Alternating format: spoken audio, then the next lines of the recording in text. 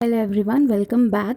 तो आज हम पढ़ेंगे about muscle contraction, that is how a muscle contraction takes place.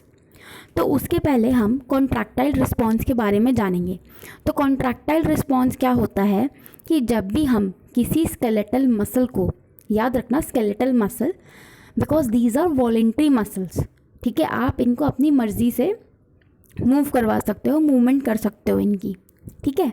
तो जब इन मसल को हम कोई स्टिमुलस देते हैं, ये एक्साइट होती हैं, ठीक है, and in response they contract, ठीक है। सो this is the contractile response of a skeletal voluntary muscle. तो इसके अंदर बच्चों हमारे दो फिनोमिना होते हैं।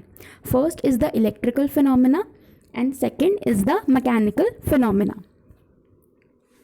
तो इलेक्ट्रिकल फिनोमिना की बात करें तो देयर इज़ डीपोलराइजेशन और excitation of the muscle fibre, ठीक है। वो किसकी वजह से हो रहा है? Because of the development of action potential. यानी कि मान लो मैंने किसी इंडिविजुअल को पिन प्रिक किया, ठीक है, पिन प्रिक किया तो उसके पास स्टिमुलस जाएगा, एक्साइटेशन जाएगा, नर्व्स के थ्रू एक्शन पोटेंशियल ट्रैवल हुआ, वो न्यूरोमस्कुलर जंक्शन तक जाएगा, ठीक है। उसके बाद डीपोलराइजेशन होगा मसल फाइबर्स का through various systems inside the muscle, ठीक है, जिसकी वजह से एंड में क्या रिस्पॉन्स निकलेगा? कॉन्ट्रैक्शन। तो ये जो इलेक्ट्रिकल फिनोमिना है जिसमें the wave of depolarisation travels is known as the electrical phenomena. दूसरा फिनोमिना क्या है हमारा? Mechanical phenomena. इसमें क्या होता है, जैसे ही एक्शन पोटेंशियल पहुंचा मसल के अंदर, मसल का रिस्पॉन्स क्या आएगा? Contraction. So this is the mechanical phenomena. अब ये जो दो फिनोमिना होते हैं ये एक दूसरे से लिंक होते हैं और ये साथ में ही काम करते हैं। किसी भी मसल को कॉन्ट्रैक्ट कराने के लिए हमारा wave of depolarisation is necessary, ठीक है। तो ये दोनों साथ में काम करते हैं। So in this diagram you can see that there is a depolarization of muscle fibre. तो यहाँ पे इन्होंने मसल का इलेक्ट्रोस्कोपिक स्ट्रक्चर दे रखा है in which they have shown the neuromuscular junction along with the A and I band, ठीक है। So the process by which depolarization initiates muscle contraction is known as excitation contraction coupling। जैसे कि मैंने आपको बताया कि पहले एक एक्शन पोटेंशियल जाएगा, स्टिमुलस जाएगा, ठीक है, वो न्यूरोमस्कुलर जंक्शन पहुंचेगा, वहाँ से वो नर्व के थ्रू मसल तक जाएगी डीपोलराइजेशन, देन वो पूरे मसल में स्प्रेड होगी थ्रू डिफरेंट स्ट्रक्चर्स, उसके बाद हमें कॉन्ट्रैक्शन देखने को मिलेगी। तो इस पूरे प्रोसेस को हम क्या कहते हैं? This whole process is known as excitation contraction coupling. यानी कि एक्साइटेशन और कॉन्ट्रैक्शन के बीच में कपलिंग होती दिखाई दे रही है, दैट्स वाई द नेम। अब अगर मैं मसल कॉन्ट्रैक्शन की बात करूं तो इसको मैंने फॉर योर अंडरस्टैंडिंग तीन पार्ट्स में डिवाइड किया है। सबसे पहला muscle contraction, then there is a role of calcium and then there should be muscle relaxation. क्योंकि ऐसा तो नहीं होता ना कि आपने एक बार मसल की मूवमेंट करा दी, कॉन्ट्रैक्ट करा दिया तो आपने कॉन्ट्रैक्टेड स्टेट में ही रखते हो उसे, नहीं ना, आप उसे वापस रिलैक्स स्टेट में भी लेके आते हो तो उसमें भी चेंजेस होंगे, इवेंट्स होंगे, तो उसके बारे में भी वी विल डिस्कस। तो सबसे पहले the steps in muscle contraction, यानी कि अगर मुझे किसी मसल को कॉन्ट्रैक्ट कराना है तो उसमें क्या क्या स्टेप्स होंगे, कैसे there will be a muscle contraction. तो सबसे पहले क्या होगा बच्चों? डीपोलराइजेशन होगा मोटर नर्व का, ठीक है, क्योंकि मसल कॉन्ट्रैक्शन है तो मोटर नर्व स्टिमुलेट होगी, ठीक है। उसके बाद the impulses reaches to the neuromuscular junction. अब न्यूरोमस्कुलर जंक्शन क्या होता है बच्चों? नर्व और मसल के बीच का जो जंक्शन होता है, यानी कि जो जोड़ होता है, उसे we know as the neuromuscular junction. So there is release of acetylcholine. Neuromuscular junction पे क्या होता है? जो नर्व होती है ना और मसल, वहाँ पे रिलीज होता है एसिटाइल कोलिन, ठीक है। एसिटाइल कोलिन क्या करता है? बाइंड करता है निकोटेनिक एसिटाइल कोलिन रिसेप्टर से, जो कि हमारी मसल पे मोटर एंड प्लेट पे लगे होते हैं रिसेप्टर। उसकी वजह से क्या होता है? जो डीपोलराइजेशन है वो मसल तक आ गया, ठीक है। तो जो सार्कोलेमा है, यानी कि जो मसल की मेम्ब्रेन है, कवरिंग है, उसकी डीपोलराइजेशन हो जाती है by increasing permeability to sodium. देखो इसमें आप देख सकते हो, this is a typical diagram of a neuromuscular junction. आप देख सकते हो एक्सॉन टर्मिनल है, उसके अंदर छोटे छोटे साइनेप्टिक वेसाइकल्स हैं, बीच का एरिया है, ठीक है, and then there is the muscle membrane sarcolemma. तो उसके अंदर कैसे डीपोलराइजेशन या फिर वेव ऑफ एक्साइटेशन ट्रैवल कर रही है, इट हैज़ बीन शोन। अच्छा, फिर क्या हुआ, जैसे ही सार्कोलेमा का डीपोलराइजेशन हुआ तो there is generation of action potential in the muscle fibre. अब मसल फाइबर के अंदर गया तो इसमें हमारा जो सार्कोप्लाज्मिक रेटिकुलम है वो भी काम करेगा, यानी कि जो उसका टी टिब्यूल है उसके थ्रू इनवर्ट प्रोजेक्शन है ये, तो उसके थ्रू स्प्रेड हुआ, then it spreads to terminal cistern. Then there is release of calcium in myofibrils. The calcium increases 2000 times in the ICF, तो जिसके थ्रू कैल्शियम रिलीज हुआ। अब ये सार्कोप्लाज्मिक रेटिकुलम, ये जो terminal cistern and T tubule हैं बच्चों, these are the part of the sarcotubular system. इसके लिए मैंने एक सेपरेट डेडिकेटेड वीडियो बना रखी है कि कैसे वो ट्रांसमिशन में हेल्प करता है एंड डिफरेंट टर्मिनोलॉजी, रिसेप्टर्स वगैरह क्या होते हैं उसके अंदर। तो you can go and check that video, मैं उसका लिंक डिस्क्रिप्शन में डाल दूँगी। तो पहले आप वो देखना, वो देखोगे तो आपको ये वीडियो समझने में बहुत आसानी होगी। So this is the diagram. In this diagram it is shown that how sarcoplasmic reticulum helps in the transmission of the action potential. So you can see the T tubule which is the inward projection in blue color, ठीक है, blue colour की projection है और बीच में आपको एक longitudinal sarcoplasmic reticulum दिखाई देने को मिल रहा है। तो the structures, both structures help in the transmission of impulses. अब बच्चों मसल कॉन्ट्रैक्शन में ना कैल्शियम का भी बहुत बड़ा रोल होता है। तो जैसे कि मैंने आपको बताया था कि troponin which is a part of thin filament, उसका जो सी है it binds with the calcium, ठीक है, which causes the tropomyosin which is also a part of the thin filament, it causes tropomyosin to move laterally।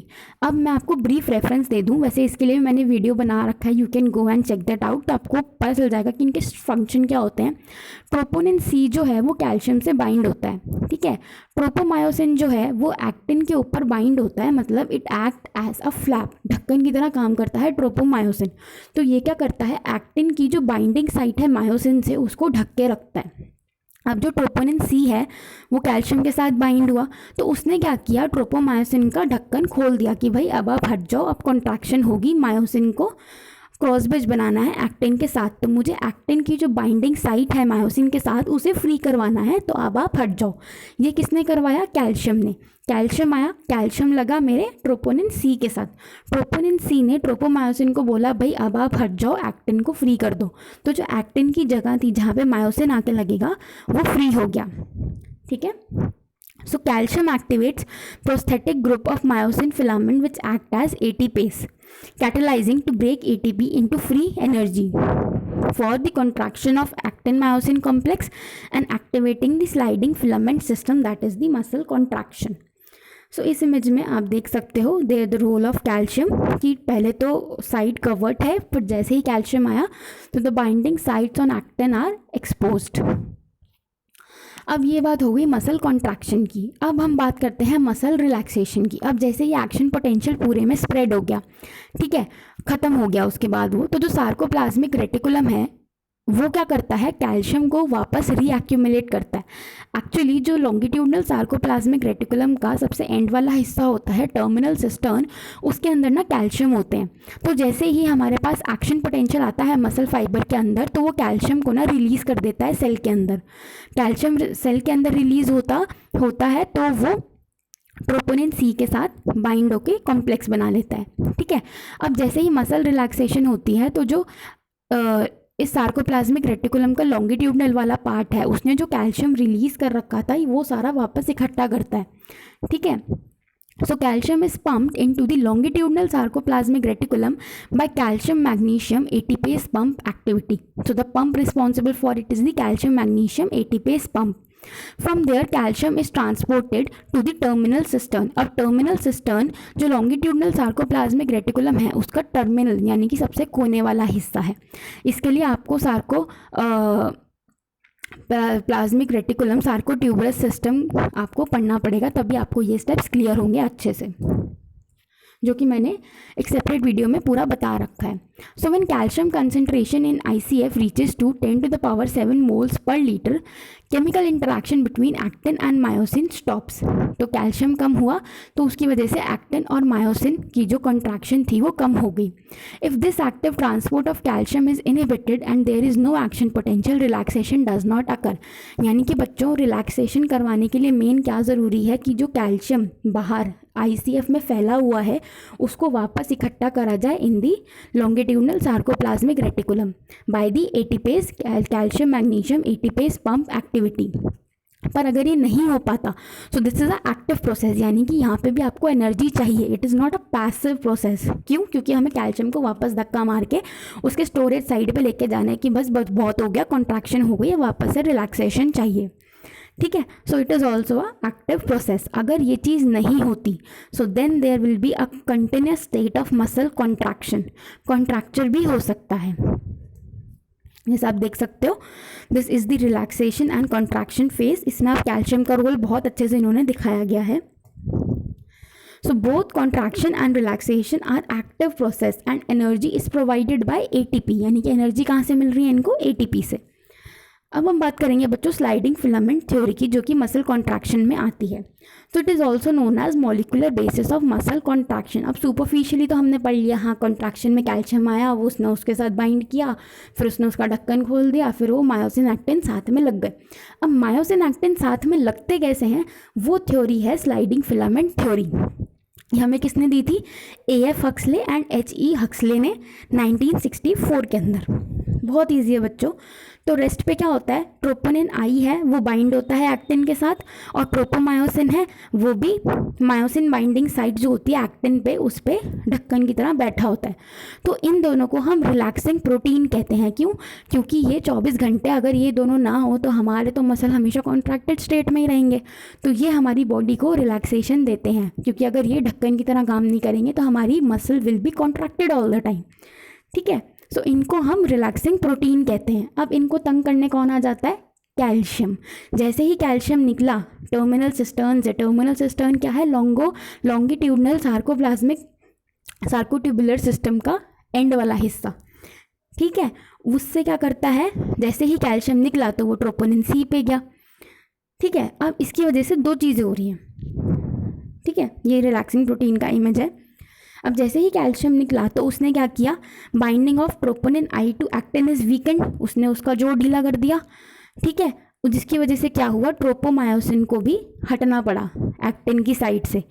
ठीक है, uncover कर दी उसने actin की साइड जहाँ पे मायोसिन आके चिपकता है. दूसरा काम क्या किया इसने, ATP को हाइड्रोलिसिस करवा दिया ताकि एनर्जी रिलीज हो, क्योंकि muscle contraction and relaxation are active phenomena, तो हमें एनर्जी चाहिए. तो जब एक मॉलिक्यूल ट्रोपोनिन का बाइंड होता है कैल्शियम से तो 7 मायोसिन बाइंडिंग साइट्स अनकवर हो जाती हैं फ्रॉम एक्टिन. तो यहाँ पे मायोसिन जो है दैट कम्स इनटू प्ले. ये देखो, जैसे ये जो नीचे पर्पल कलर में है दीज आर मायोसिन. ठीक है, और जो ऊपर है उसे हम कहते हैं एक्टिन या फिर thin filament, and myosin forms the thick filament. So the cross bridges यानी कि जो हेड ऑफ मायोसिन है link to actin at 90 degrees पे क्रॉस ब्रिज बनते हैं. तो जिसकी वजह से क्या होता है, it produces movement of myosin on actin by revolving and then disconnecting at that side and reconnect at the next linkage side. So actin slides over myosin. ठीक है, sliding during muscle contraction is produced by breaking and reforming of cross bridges between actin and myosin, and this process is repeated for 5 to 6 times. जैसे कि आप इस image में clearly देख सकते हो कि क्रॉस ब्रिजेस बन रहे हैं. ये जो ऑरेंज कलर का है दैट इज मायोसिन, एंड जो ग्रीन कलर का दे रखा है दिस इज द एक्टिन. ठीक है, तो इसमें क्या हुआ, एक जगह पे क्रॉस ब्रिज बनवाया, फिर वहाँ से तोड़ दिया, आगे बढ़े क्रॉस ब्रिज बना, तोड़ दिया. So this is how muscle contraction occur. So this is the molecular basis की मॉलिकुलर लेवल पे क्या हो रहा है ड्यूरिंग मसल कॉन्ट्रैक्शन. अब now the width of A band remains constant during contraction. जो Z लाइन है जो कि सार्कोमियर बनाती है, क्योंकि जो एरिया बिटवीन 2 Z लाइन है it is known as sarcomere. तो कॉन्ट्रैक्शन के टाइम पे दोनों Z line moves closure. When shortening is marked thin filaments overlap each other. If muscle is stimulated repeatedly, more calcium is released in ICF by terminal cistern. Very usual thing. जितना ज़्यादा stimulus मिलेगा muscle को उतना ज़्यादा calcium release होगा contraction के लिए. Hence, muscle does not relax, leading to tightness, that is sustained state of contraction of a muscle. So ये इसकी थोड़ी ब्रीफ पैथोलॉजी है जो मसल कॉन्ट्रैक्शन के साथ मैंने आपको समझाई है, ठीक है। तो आई होप कि आपको इस वीडियो से काफ़ी अच्छी बेटर अंडरस्टैंडिंग क्लैरिटी हो गई होगी। But I highly recommend you कि अगर आपको ये वीडियो अगर आप पहली बार में देखोगे तो आपको अपना जो मसल का स्केलेटल मसल का स्ट्रक्चर है along with it different structures उनकी अंडरस्टैंडिंग होनी चाहिए, तभी this video will prove helpful to you. दूसरा बच्चों, मुझे आपसे ये बोलना था कि अगर आपको वीडियोस के थ्रू कोई भी प्रॉब्लम आ रही है या फिर कोई चीज़ नहीं समझ आ रही तो आप मुझसे कमेंट्स में पूछ सकते हो। Also I take personal classes through Zoom और गूगल मीट, तो अगर आप वो लेना चाहते हो तो you can contact me through the link which I have mentioned in the description box. तो मेल है वहाँ पे, आप मेल के थ्रू मुझसे कनेक्ट कर सकते हो। Thank you.